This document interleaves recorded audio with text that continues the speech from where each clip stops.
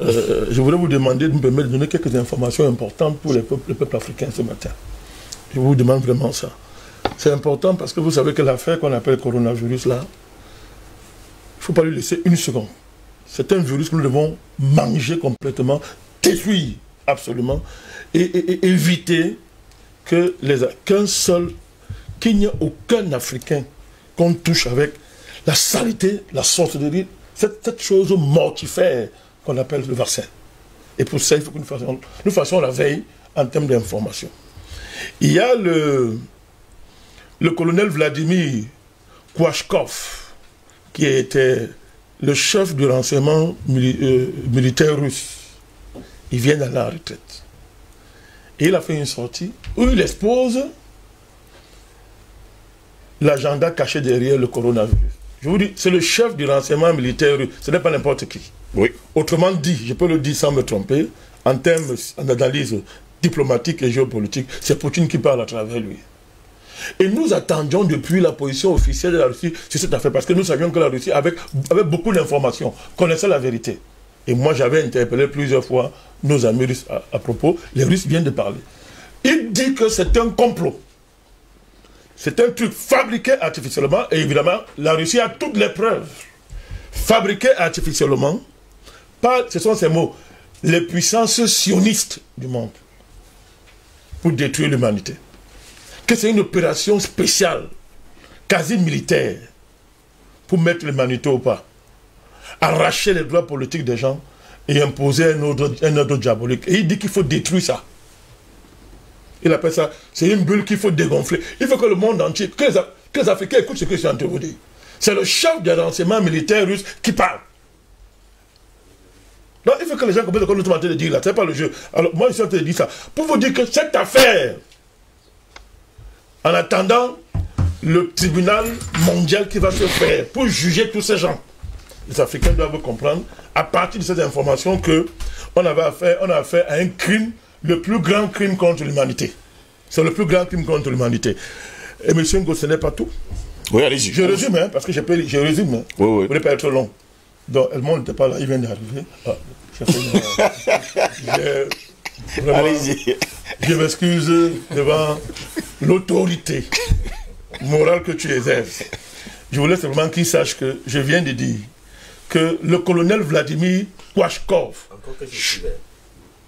chef du renseignement militaire russe, dit au monde entier que le coronavirus, c'est une invention fabriquée par les puissances sionistes pour détruire l'humanité. Je résume ses propos. Il a dit beaucoup de choses.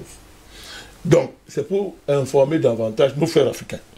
Parce que la chose qu'on appelle le vaccin là, ne doit toucher aucun Africain. Pour ne pas dire aucun être humain dans le monde. Il n'est pas le seul, M. Ngoff. 76% des soignants en EHPAD, on est en France, ne veulent pas du vaccin.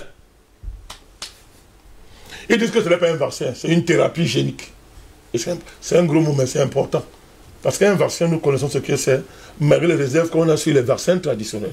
Mais là, ce n'est même pas un vaccin, donc c'est un abus d'appeler ça vaccin. C'est une thérapie génique, parce que pour la première fois, on utilise notre matériel génétique, génome humain, pour soi-disant faire un vaccin. Ce n'est pas un vaccin. Donc les 70%, 76% des soignants en EHPAD en France sont les établissements qui gèrent les vieux, disons-le comme ça. Les camps de concentration, où on a parqué les vieux. Donc, ils disent qu'ils ne veulent pas se vacciner. Ce n'est pas le seul cas. Quelque temps, au Canada, il y a quelques jours, 2 médecins ont été surpris en plein plateau, en train de dire qu'ils sont fatigués de venir répéter ce qu'on les impose de répéter sur les plateaux tous les jours contre argent. Ils ne savaient pas que les micros étaient ouverts. Alors, les micros étant ouverts, on a simplement traduit et rendu public ce qu'ils étaient en train de dire.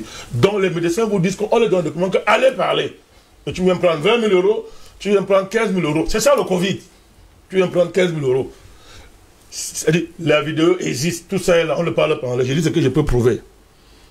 Alors, en France, je veux ça terminer, le ministre, le sinistre de la Santé, Olivier Véran, un criminel, il recule par rapport à la loi qu'il voulait imposer, une loi qui est une loi martiale, permanente, pour imposer aux gens des choses horribles, sous prétexte de la gestion pérenne des crises sanitaires, il recule, il dit que bon, la loi, le vote de la loi est reporté. C'est là par hasard.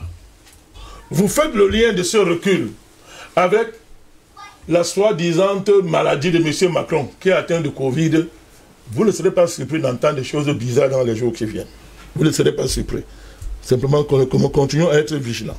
Avant dernière information, les autorités sanitaires, je crois, dans le monde, quelques autorités sanitaires dans certains pays européens, commencent à dire que le virus a muté.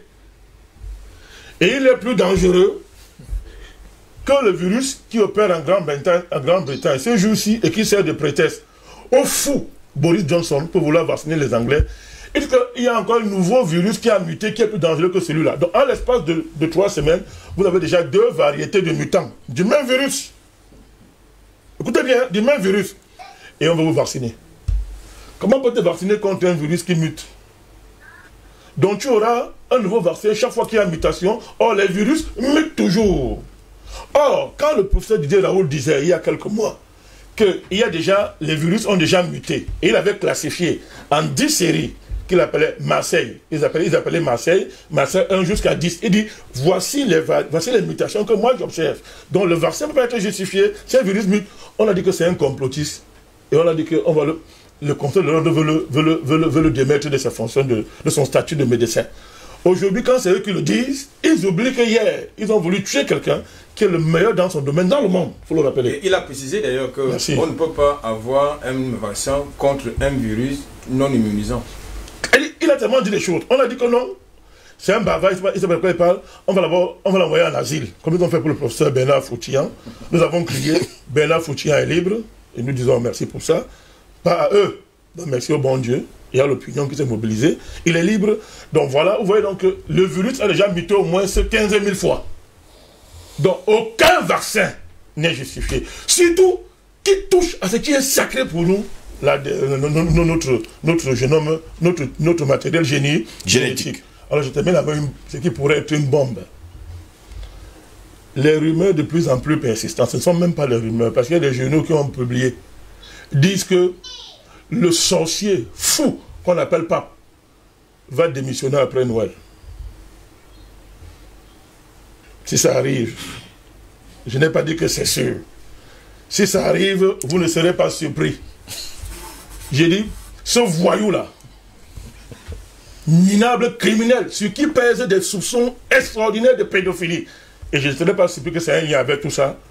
Moi, j'ai lu un journal, je n'ai pas le parler, il y a un journal, le journal est là, qui annonce qu'à la suite de son complice, Ratzinger, ancien nazi lui-même, pape, on a le droit de pape, hein.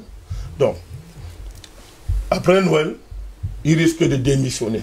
Si ça arrive, souvenez-vous que je l'ai dit, et ce n'est pas le hasard. Ceux qui ont joué avec la vie de l'humanité et qui ont voulu tuer les hommes vont savoir qu'il y a un Dieu vivant qui nous a créés et qui veille sur nous. Merci beaucoup, président Madaka.